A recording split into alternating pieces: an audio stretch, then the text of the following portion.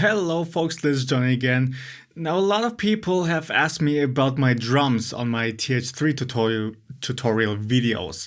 So what I use, and people also ask if I could do another drum mixing tutorial and whatnot.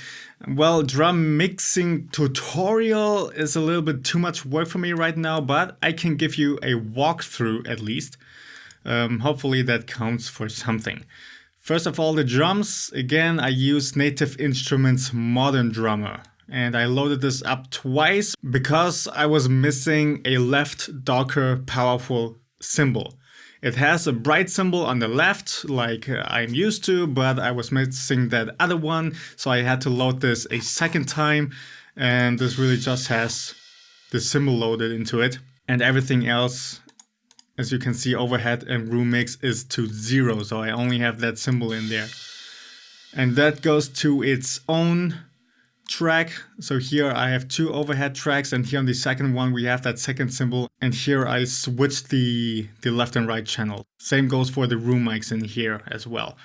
So just so you know about this setup, I also use some stuff here in the mixer in Modern Drummer, and I will walk you through this whole thing right now.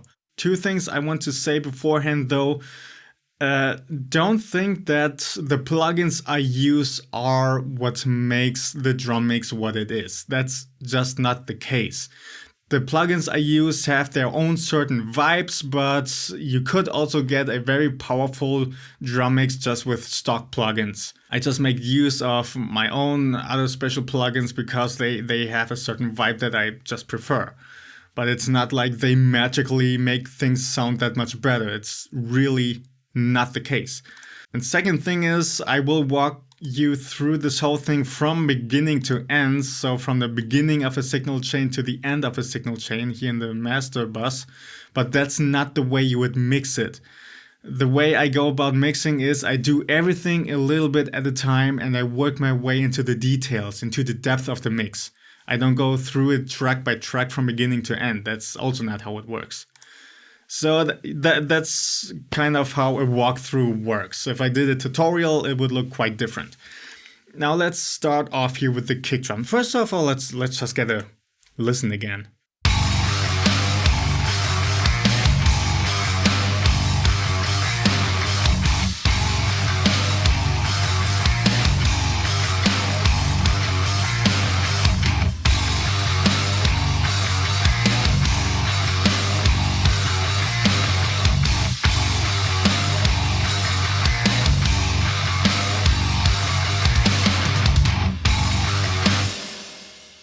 So this is about a very modern, powerful drum mix.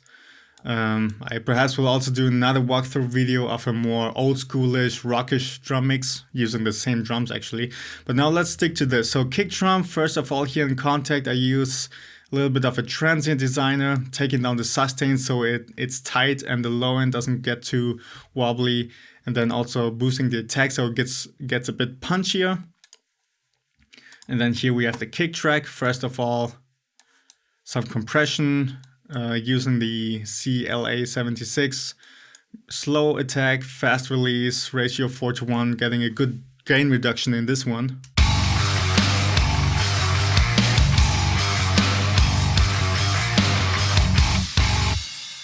You know what, let's solo this. This is also another thing.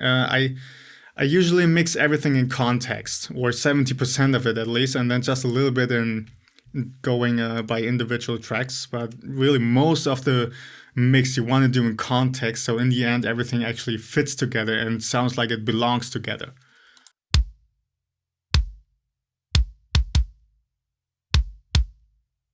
So yeah, that's that. It's not really, it's basic setup. So this is a gain reduction of about -10 dB. Then we have EQ, just taking down some of that very low sub end so it doesn't wobble around unnecessarily. And then here EQ also, this is very basic stuff, boosting 60 Hz with a more narrow Q, taking down between 100 and 200 Hz so this kick doesn't get too knocky. I wanted this to have a more sub-range, focus, flubby, slapping sound. And having too much of that upper low end can make it sound too knocky, like almost too punchy. And that's not what I wanted for this kick drum in this mix, and then also taking down those box emits and then high shelving and boosting it 8K for a bit more click. And this is really so basic. If you want to know why I compress before the EQ, there's no real reason to it.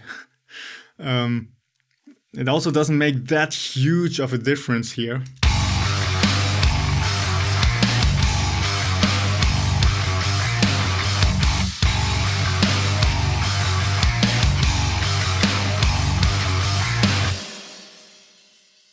So behind the EQ, perhaps it sounds a little bit richer and punchier, but that could be due to that I didn't gain stage a whole lot. And for a professional mix, I would put a bit more thought into it, but since this was just a quick demo for a TH3 tone, I just go at it very quickly. This is also basically just a template I made like, I don't know, half a year ago or something. And I just tweak it to make it fit the TH3 tutorial a little bit better. So yeah, this is really basic stuff I'm doing here actually. And then after all of that, the saturation knob, I also talk about that already in one of my Johnny's Secret tutorials.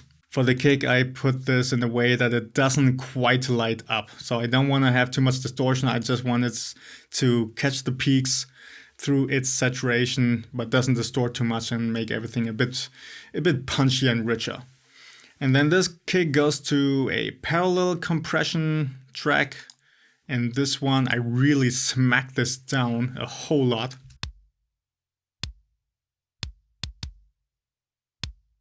So a medium attack and a slow release and then super high ratio and take down that threshold. For this one, I really just want to have a pointy, spiky attack. And putting the release too fast takes up the sustain too much, and then it gets a little bit too powerful, you could say.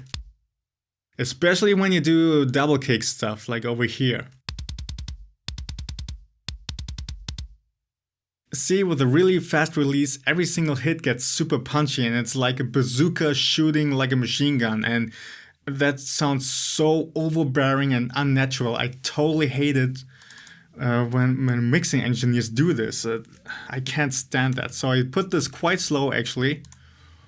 And then double kick sections also stay more under control. Then let's go to the snare. Again, let's start off here in Modern Drummer. Again, a bit of transient design just to boost the attack so it can be a bit punchy in the end. And then some tape saturation to make this a bit thicker. And that's that. Then in here, again, I start off with the compression ratio. Also, again, basic settings, 4:1, medium attack, and a quicker release. And then for this one, I also dial in the punch knob a little bit. Basically, what this does is it gives a bit more slack on the attack time, I kind of want to say. Or in other words, this controls how much of the transient is let through. And when you put it all the way up to 30, it gets a little bit weird and funky. But around 10, I find is kind of my sweet spot for the snare. I quite like these settings. And this is also a good gain reduction of about minus 10 dB.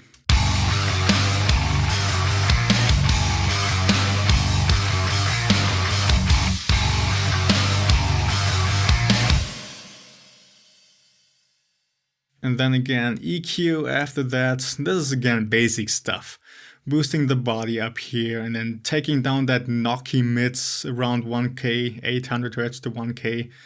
Boosting 4K for that crack and then high shelving the rest for some more bite and brilliance. But also this doesn't work for every snare.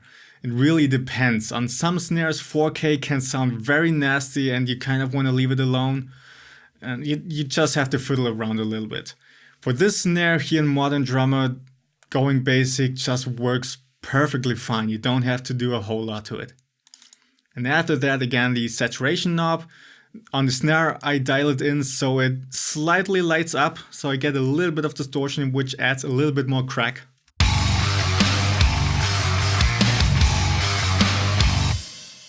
Yeah, and after that I dip down to resonances that keep ringing on. And then this goes to a parallel compression track as well. But this one I set quite differently than the kick drum. The kick drum is to get more attack, but on the snare I use it to get more sustain, more body. So let's solo that track, see what that sounds like. See, all the punches basically taken out. I have a bit of an expander in here, so the tail doesn't ring on too much. I want to keep it a little bit more focused. And then I squash it a whole lot with a super fast attack and a super high ratio and take down the threshold until all the punch is gone and I basically just have that rattling body. And then I set the release so it sounds and feels the way that I want it to. Let's take that out of the mix and compare.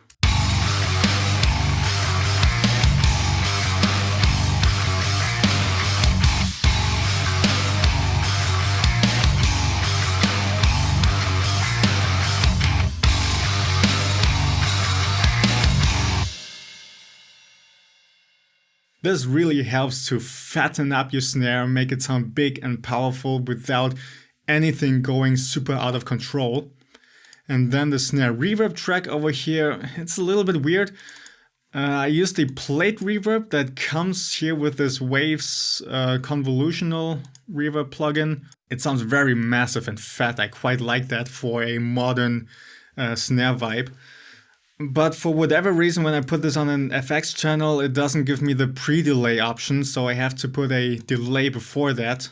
Just set the feedback to 0 and the mix all the way up. Keep everything so it doesn't color. And then set the delay to milliseconds and dial in your milliseconds. And on here I used 36 milliseconds. This is again just some default setting I used on this template. I didn't give any thought to this much. And then also some EQ behind the reverb, filtering out all of that low end and lower mid range, because I don't want that reverb to muddy up the mix. A reverb is most apparent in that upper mid range, and the whole lower mid range is just pure mud. And of course we don't want that. So I filtered it out until I find that sweet spot where all that mud is gone, but the reverb also doesn't get too thin. And for this one, around 400 seems to be fine. And then I boost some of those mids between 1 to 2K, because I find that kind of gives the whole snare a bit more of a ravaging snare sound. But this again depends on the reverb you use. This doesn't always work. Then after that also, excuse me, a little bit of compression with a fast attack and medium release and an alright ratio, about 3 to 1. So that initial burst is ducked down a little bit and I have a bit more sustain.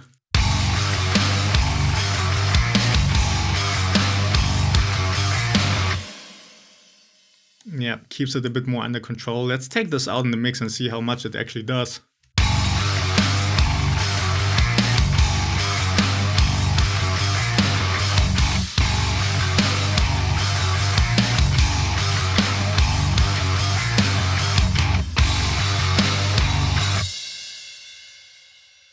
Yeah, it's doing quite a bit. And then hi-hats, let's see what I did in here. Just transient to boost the sustain, okay. And then in here, all I did was filter everything below 1K, nothing more. And I always have to balance out the hi-hat with the overheads, because it's also quite present in the overheads, of course. And in the overheads, it's also very sizzly and has a lot of high end, and just taking it down here in the overhead mix, that doesn't really help. It's still very sizzly, and just taking it down, you kind of lose a lot of the sound of the hi-hat. So I just set the overhead in general where I want it volume-wise, and then I fade in the hi-hat tracks so this kind of supports what's already there. This one really just adds the body, if you will, to the hi-hat. So let's take that out and you'll see.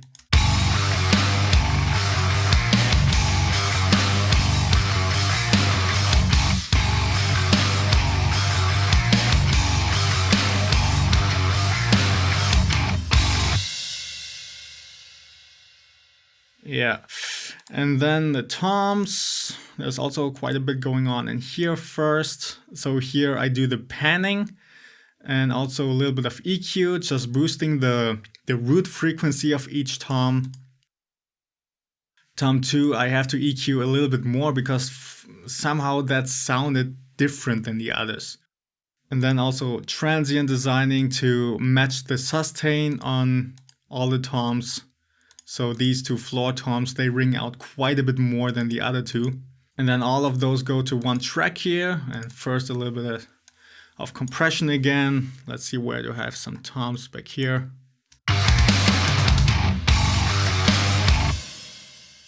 So this is a ratio of 3:1, medium attack time, medium release time. This is really just standard settings, and then gain reduction. Yeah, I set it so it sounds good.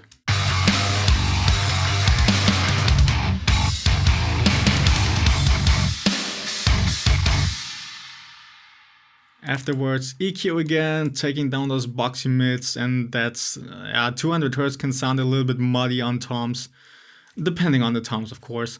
And then some high shelf boosting for that attack, and then boosting around 100 Hz for a bit more body. And then filtering the subs that I don't need. After that, the gates, so they don't ring out endlessly, but they stay a bit tighter and thumpier. You know what, let's solo those.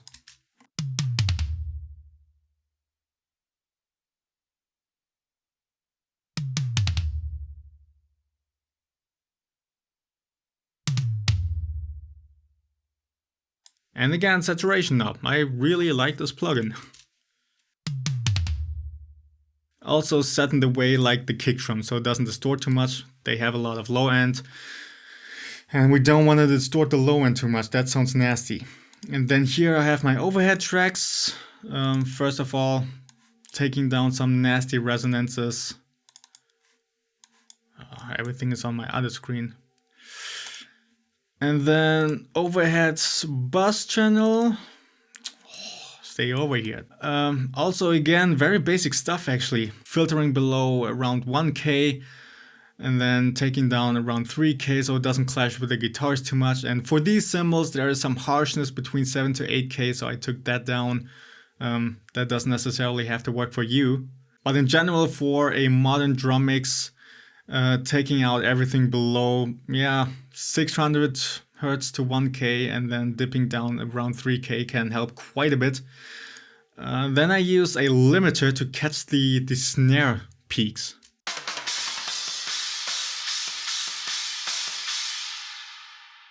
And I do that, so after this I have a compressor. And the limiter makes sure that the snare in the overheads doesn't trigger the compressor too much, so the cymbals also don't get weird and funky. If you're wondering why I don't just take out the snare bleeding into the overheads, that sounds unnatural. I think to get a more natural drum sound, you need to have some bleed going into other mics. A hyper separation will make the whole drum kit feel very separated, like things don't really belong together, and that's not what I want. So of course I want to have the snare in there, and also the kick drum, and also the toms and whatnot.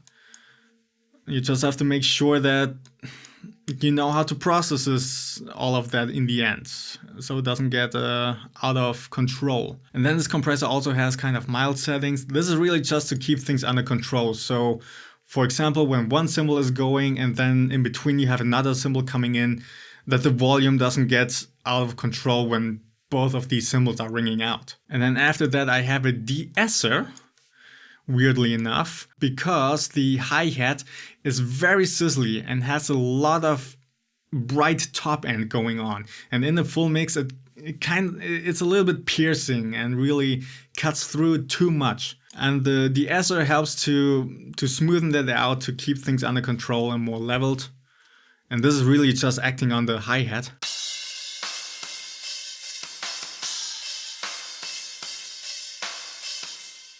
Over here.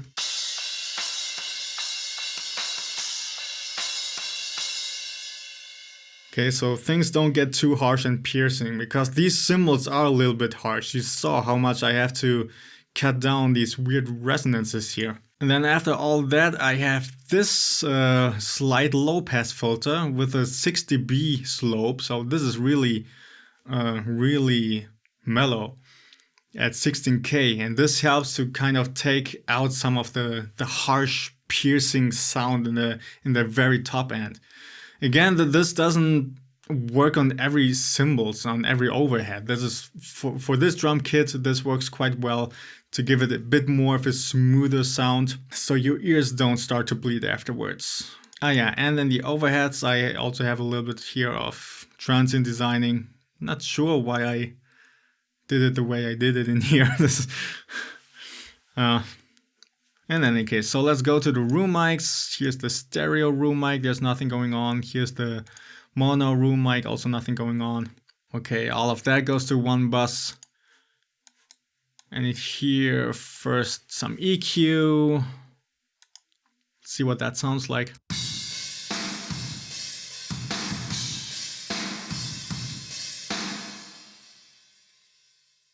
So on my room mics, I don't just filter out all the low end and lower mids, because I want also the kick to have a little bit of ambience in the whole mix.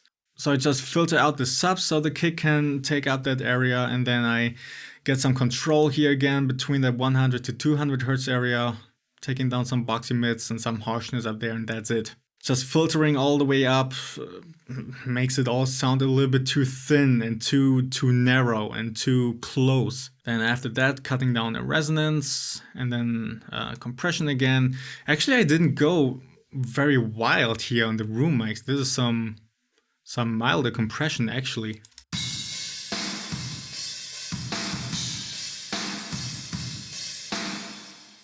Usually I would also give it a fair amount of punch and distortion and whatnot, but somehow here it sounded better to keep it a bit more natural, so the mix itself is already very dense and powerful, so going too crazy on the room mics would perhaps clash a little bit too much with the rest. And then again a limiter to catch the high peaks from the snare. So those peaks don't give me trouble later on. And again a de-esser for the same reason as before. So things stay level. And again this kind of gradual slope here on the high end. Yeah. And all of that, no, first of all, the overhead and room mics also go to a reverb over here. So this is just a plate reverb here in Reflector, also from Native Instruments. This other one here I just have in there as an option. This is some room reverb. All the stuff is on my other screen, this is annoying. And then this is followed by some low filter, and this reverb helps to also give the cymbal a little bit of an ambient, ethereal, modern vibe, because without this it sounds a little bit too how would you say, too normal. Kind of want to say, yeah, it just helps to give the drum mix as a whole a bit more space. Then the drum bus. Here's some EQ just taking down some more lower honky mids. So this kind of EQ just happens in the process. When I'm further along in the mix and I listen to a reference track and I come back to this, I may notice, okay, the drums still have a little bit too much in that lower mid going on. And then I just slap an EQ on the drum bus and take that out, instead of worrying about each individual track. And then this is followed by a little bit of compression.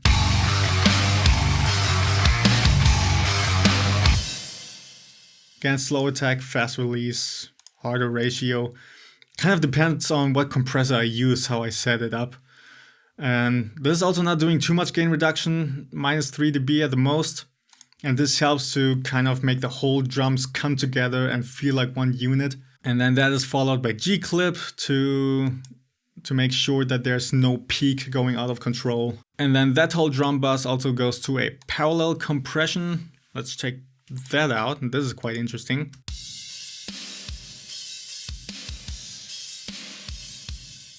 So here I first boost the top end and the bottom end quite a bit, and that is followed by a very aggressive compressor.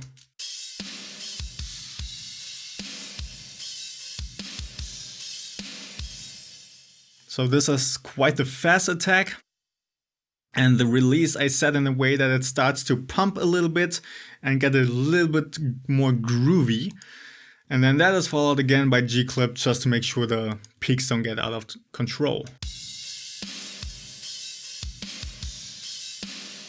And on this one I go a bit more crazy actually, but yeah. It's not a make or break kind of thing. This is really just to make sure later on in the master bus I don't have any spikes going nuts. And this kind of parallel compression process here on your whole drum bus, this really helps to make your whole drums sound thicker and punchier and more sizzly and more thumpy without it feeling squashed or harsh or muddy. I quite like this procedure. I use it almost every time these days. Yeah, and then everything goes to my master bus. Here I have again a little bit of high-end boost and some higher mid boost. And this kind of EQ is again, it happens in the process when the mix itself sounds balanced and everything is okay, and then I go to a reference track and I notice, okay, my mix sounds a little bit dull, it could use a bit more high end, then I do that on the mix bus. I don't worry about going into each individual track and boosting the top range somewhat, because that could potentially also mess with the balance in itself again. So this is kind of the simpler way to go. And then a little bit of compression. The fun thing about this compressor on my mix bus is it's sidechained and triggered by the kick and snare. So it's not the whole mix going through this, it's just the kick and the snare adding that little bit of punch to the whole mix. And doing it like this, you do get that extra punch on your whole mix bus without things starting to get squashed. I quite like that procedure. And then after that, tape saturation.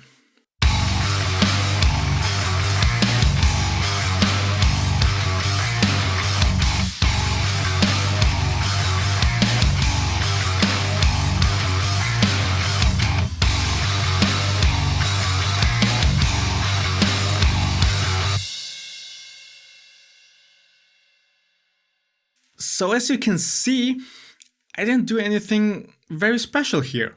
At least I don't think I'm doing anything very special here. I use compressor and EQ and parallel compression like anybody else.